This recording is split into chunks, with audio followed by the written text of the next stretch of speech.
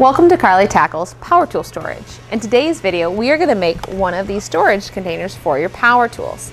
Now this one I made for myself a long time ago using lots of scrap pieces of wood, probably not the best construction.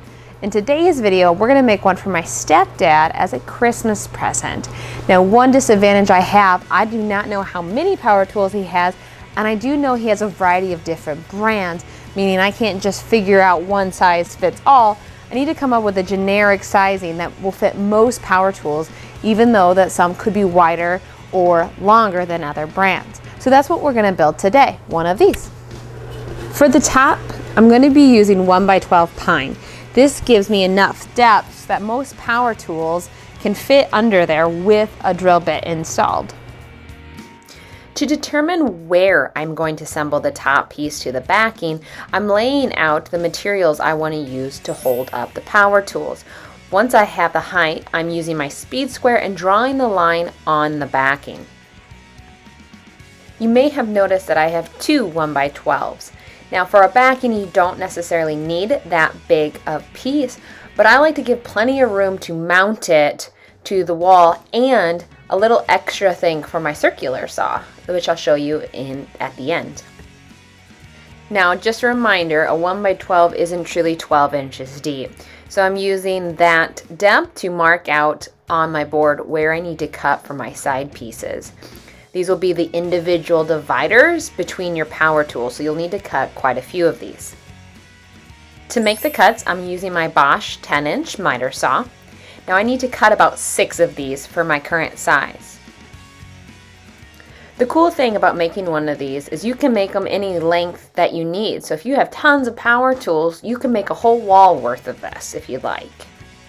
And now I'm doing a quick test to make sure I got everything measured correctly before I cut the rest of my pieces.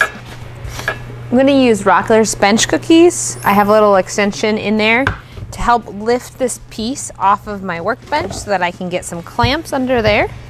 They're very handy to have. You can check out my video on how to make a dispenser to kind of keep them organized. I'm also going to be using these 90-degree angle clamps. I use them for cabinetry and a bunch of different things. They're very handy to have. And this is just going to help us hold our board in place while the glue dries.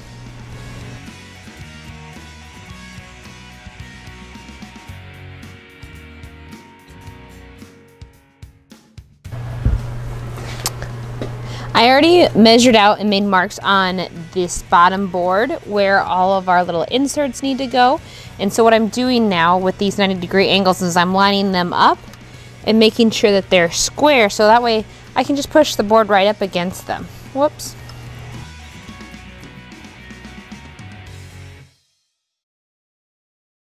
So right now I have it looking like this, where I see my line, I have it set up, I have it tightened. Set those back down in my work area. I'm going to take a little bit of glue, just a little bit. You never want to over glue, otherwise you have it squeeze out on you.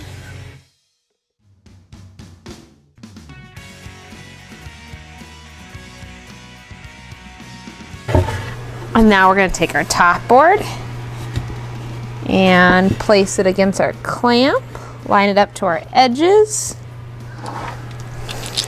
I'm grabbing the other set of clamps.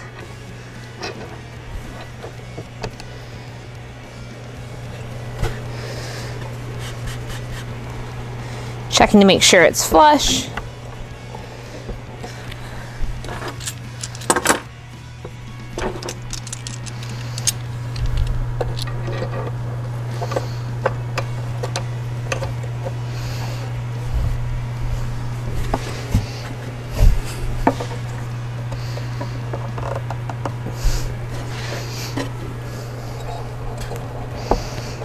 Okay, that'll help keep it square while I apply my other clamps.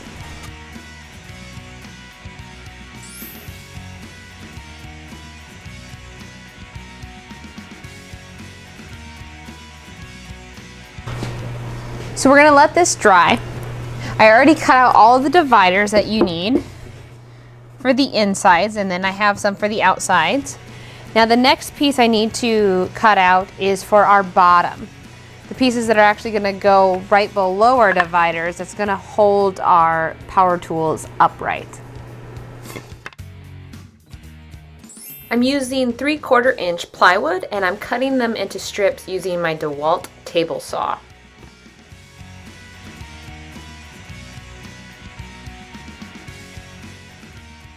Now that I have my pieces cut into strips, I need to measure and cut them to fit on my dividers.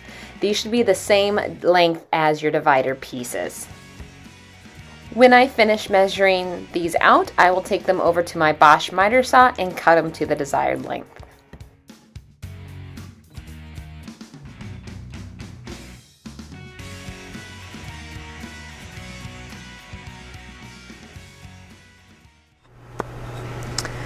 For the bottom of the T's, the one that are going to go in the middle and they'll be on both sides, I cut them 2 1/4 inch wide. Now you also need 2 that will go on the ends where it's more like this. These happen to come out to 1 5/8. I just used the remainder of what I had cut off. But you can use a variety of different sizes. You just want to make sure you don't let it come in too deep that it actually prevents you from sliding in your drill. So these again are 1 5/8 and they look pretty good. So I'm going to start by gluing my outside pieces to the bottoms of theirs because it's a lot easier to match it up flat. And then I'll start working on making my T's.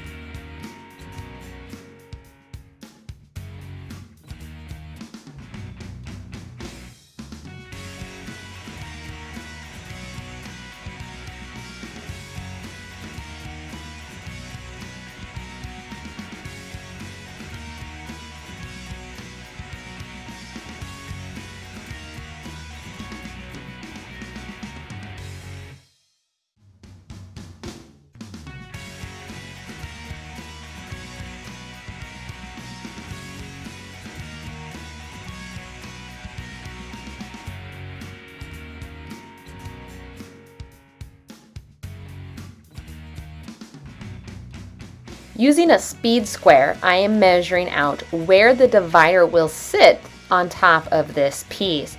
Now my divider is 3/4 inch thick, so I'm drawing 2 lines and then I will glue it.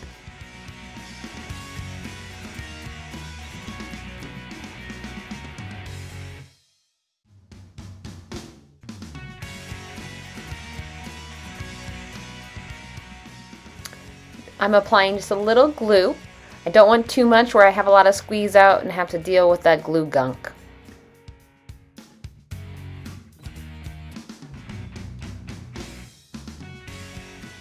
I'm going to repeat this process for all of my dividers, clamp them, and then set them aside to dry.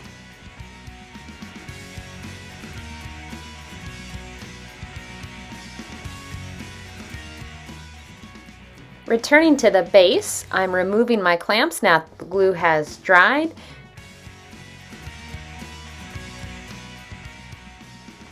On the back side, I'm going to use a speed square and I'm going to draw lines where that board is on the opposite side.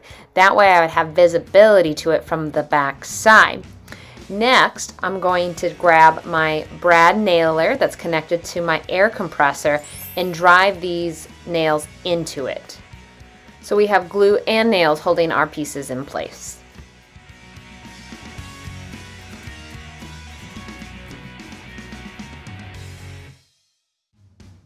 With my brad nailer, I'm going to repeat the steps on all of my divider pieces so that each piece has glue and nails holding it together.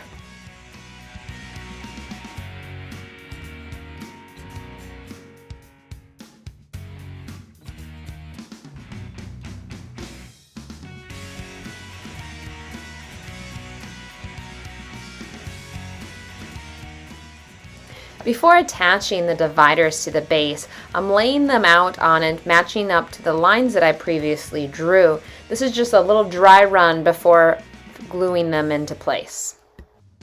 And if everything looks good to you, then you can start gluing them.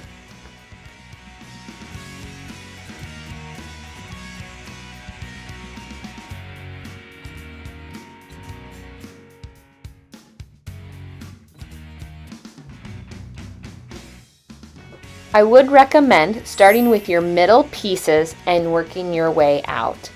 By starting with the middle pieces, it's giving your hands and clamps plenty of room to work around your material.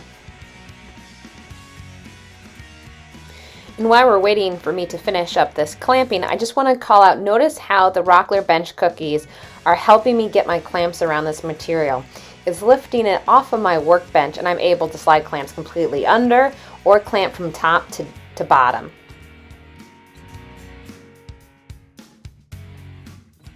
If you're interested in any of the products that I use in my videos, I will include the links in the video description below.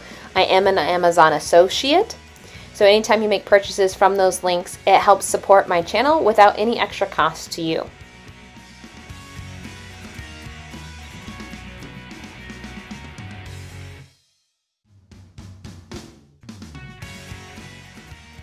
As you're gluing your pieces in place, once you get a few down, it's a good idea to check with your tape measure to make sure they're the right distance apart. You would hate to accidentally glue them too close together and you wouldn't be able to fit your power tools through them.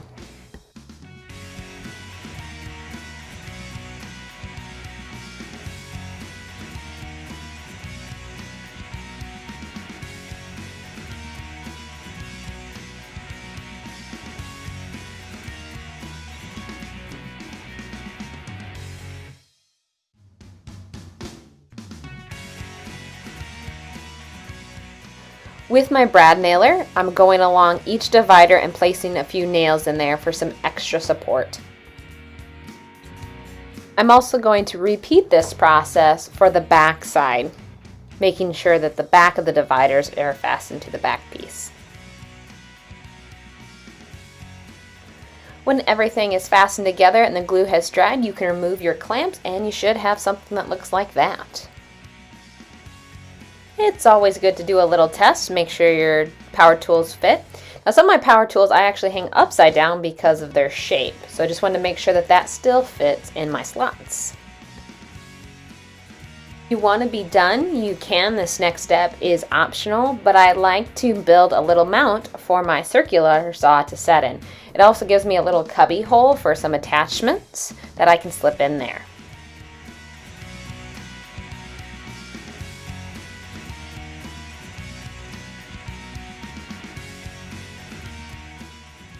To build our little cubby hole, we're going to start by gluing 3 pieces together. These pieces do not have to be as deep as your dividers. Glue it and clamp it into place and let it dry. Off camera, I glued and attached the other piece. Now your tool organizer is ready to be mounted and used. You will also notice that there's plenty of room on the left side for a surge protector that can be mounted to the top or the bottom, and you can use it as a charging station. Thanks for watching Carly Tackles a Power Tool Organizer. If you like this video, please give it a thumbs up and share it with your friends. If you'd like to see more videos similar to this one, please subscribe to my channel. Carly Tackles DIY, tools and gadgets, tips and tricks. And make sure you hit that bell to receive notifications when I release new content.